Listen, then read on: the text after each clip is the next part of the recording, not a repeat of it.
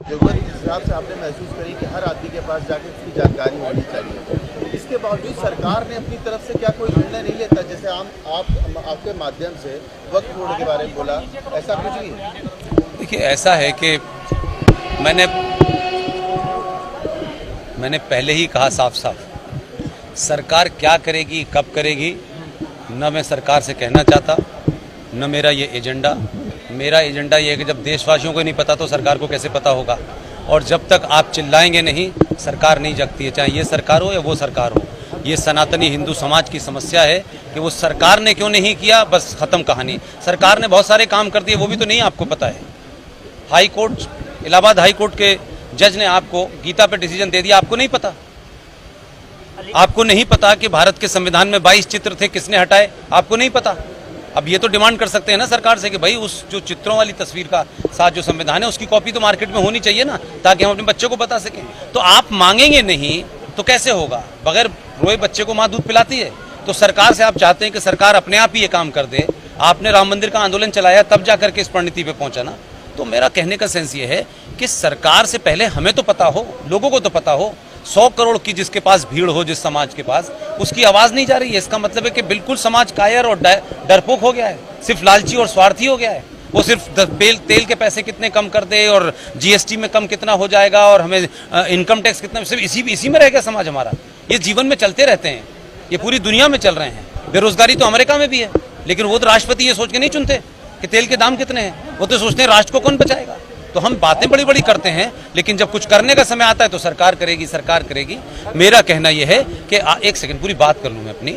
मेरा सिर्फ इतना कहना है कि आप लोग जो उस तरफ खड़े हुए हैं, मैं भी 4 साल पहले उधर ही खड़ा था और उसके बंधन होने के कारण बहुत सी बातें नहीं कह पाया था। मेरा सिर्फ इतना कहना है, वक्फ प्रॉपर्टी एक्ट 2013 जो संसद में पास हुआ है, आज की डेट में गूगल है, आप लोग सर्च करिए, कागज मिल जाएगा। और अपनी जितनी आपकी क्षमताएं हैं, चाहे वो टेलीविजन की हो, अखबारों की हो, और अगर किसी की नहीं है तो अपने मोबाइल पर 4 लाइनें लिख करके, बोल करके लोगों के अंदर एक आंदोलन क्रिएट कर सकते हैं। यही मैं समझता हूं कि हमारा काम है, यही होगा। सरकार कब करेगी? सरकार को भी समय लगता है। सरकार से आपने कहा था कि गीता को राष्ट्रीय ग्रंथ घोषित कर दो, लेकिन कर दिया। लेकिन उसके बाद आपने क्या किया?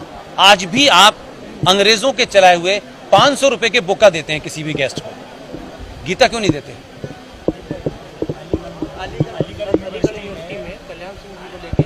देखिए, आप लोगों को संकट ये है कि आप अलीगढ़ वाले पत्थर फेंकते हैं और आप उसको पहाड़ बना देते हैं। अलीगढ़ मुस्लिम विश्वविद्यालय का इतिहास नहीं पता, इतिहास नहीं पता। देखिए, देश, मेरा सिर्फ एक ही बात कहना है युवाओं से कि वो सारे काम करें। हर युवा को नौकरी चाहिए, हर युवा को काम करना करे, लेकिन भाई आज नौकरी नहीं मिल रही है, उसके कारण भी ढूंढें। अब हर युवा को लगता है कि सरकार नौकरी देगी। पूरे देश में सारी सरकारी नौकरी का अगर आंकड़ा भी निकाल लें तो 2.5 से 3 करोड़ नौकरियां नहीं है। अब उसके बाद सरकार कहां से नौकरी देगी आपको? तो क्या नौकरी के ऑप्शन और लोगों ने नहीं तलाशे? इस देश की फल मंडी आपसे ले ली, इस देश की सब्जी मंडी आपसे ले ली, इस देश का रिपेयरिंग का काम आपसे ले लिया, लेकिन आपके यहां कुछ कामों को इतना हीन भावना से गणित बना दिया गया है कि हमारा लड़का तो यूएसए में जाके सीईओ बनेगा तभी हमारा सम्मान होगा। आपने अपने बच्चों को, बहुत सारे बिजनेस हैं, कभी शुरू करने की बात की, इसलिए कहीं से भी शुरू करें। बहुत सारे काम हैं जो आज भी कर सकते हैं, लेकिन हम नहीं कर रहे हैं। इसलिए मैं मानता हूं कि युवा इस बात को देखें कि अब से 10 साल के बाद क्या होगा, 20 साल के बाद क्या होगा। इसलिए सरकारों के पीछे दौड़ना, संगठनों के पीछे दौड़ना, इससे बाहर निकलें। बहुत सारे काम हैं, बहुत लोग पूरे देश में कर रहे हैं जो मुझे बताते हैं हमने ये किया है। आप एक बार शुरुआत तो करें, बहुत सारी चीजें हैं, ये हल होगा। और युवा देश नहीं, राष्ट्र के सामने की चुनौतियों की चिंता करें। देश के सामने जो चुनौतियां हैं उसके लिए प्राइम मिनिस्टर, होम मिनिस्टर, सरकार, पुलिस, आर्मी बनी हुई है। उसके लिए राफेल है। आपके देश के अंदर जो हजारों लाखों गद्दार बैठे हुए हैं, उनको आपसे लड़ना होगा, समाज से लड़ना होगा। सर, लास्ट क्वेश्चन है, धर्मांतरण लगातार सामने आ रहे हैं, उसको कैसे रोकना चाहिए? देखिए, पहला तो ये शब्द ही गलत है, धर्मांतरण। धर्मांतरण शब्द ही गलत है। मैंने अभी आपको बताया कि धर्म क्या है और मजहब क्या है। किसी का मत बदला जा रहा है, मतांतरण है ये, धर्मांतरण नहीं है। पहली बात तो अब अगर बदला जा रहा है तो क्या कभी आपने इनके कारणों को जाना कि क्यों हो रहा है? आप उन मुद्दों की तो बात उठाते हैं जिसमें जोर जबरदस्ती होती है, उन मुद्दों की बात क्यों उठाना भूल जाते हैं जब घर से चली जाती है? वो किसकी जिम्मेदारी है? अगर पिताजी को पैसा कमाना है बहुत सारा और माताजी को चमत्कार वाले बाबा के पास जाना है, तो जवान लड़की घर में किससे बात करेगी? उसके अंदर समाज में हो रहे जो चेंजेस हैं उसके ऊपर नहीं हो रहे। वो समाज में अपने भाई को नहीं देख रही। भाई तो 3-3 गर्लफ्रेंड घुमाएगा, लेकिन बहन कहां जाएगी? तो बहन को फिल्म दिखाने की जिम्मेदारी भाई की है ना। आप उसके अंदर बदलाव को अगर आप तवज्जो नहीं देंगे तो पंचर वाला दे देगा तवज्जो। आप अपना धर्म भी तो करें। भाई के नाते आप जो करना चाहिए वो नहीं करते। अगर इसे रोकना है, हर भाई अपनी बहन को कहे कि शहर की सबसे अच्छी फिल्म लगी है, मैं तेरे साथ जाऊंगा। वो भी इसी समाज का हिस्सा है। भाई को सारी चीज करनी है, बहन को नहीं करनी है। और एक हो रहा है जबरदस्ती, तो जबरदस्ती हो रहा है, उसके लिए आप सवालों को उठाएं, उसके लिए सरकार है, उसको रिपोर्ट करें, यही मैं मानता हूं।